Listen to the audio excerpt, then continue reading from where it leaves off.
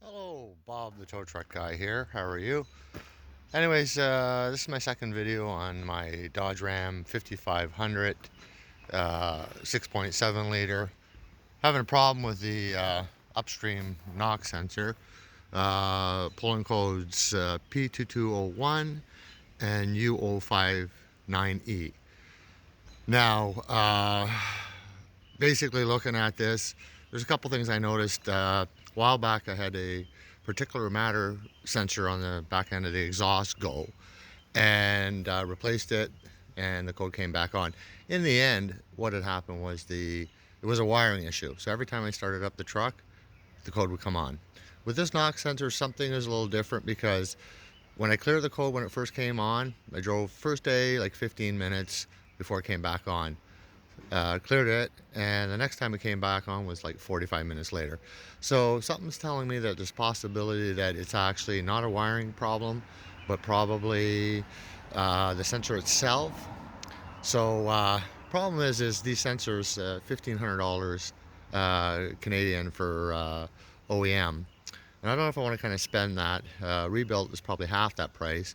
And then there's Dorman, which I'm not getting a lot of good feedback from people or mechanics that I know that use it. So what I did is, just to save some time, I ordered from Amazon under $200 these sensors. You can get your part number from the dealership and match it up and order it in.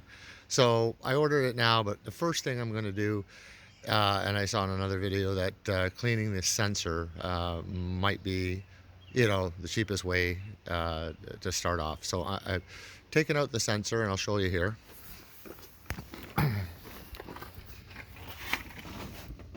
All right, here's the sensor hanging there. It goes up on top of the elbow there. Now, one thing I noticed, your standard O2 sensor is not going to fit around that big silver wire. So what I actually had to do is go out and get a wider, thicker at Princess Auto that would go around that wire, so I could get the socket over top the sensor. So as you can see with the sensor here, when I pulled it out, it was like pitch black.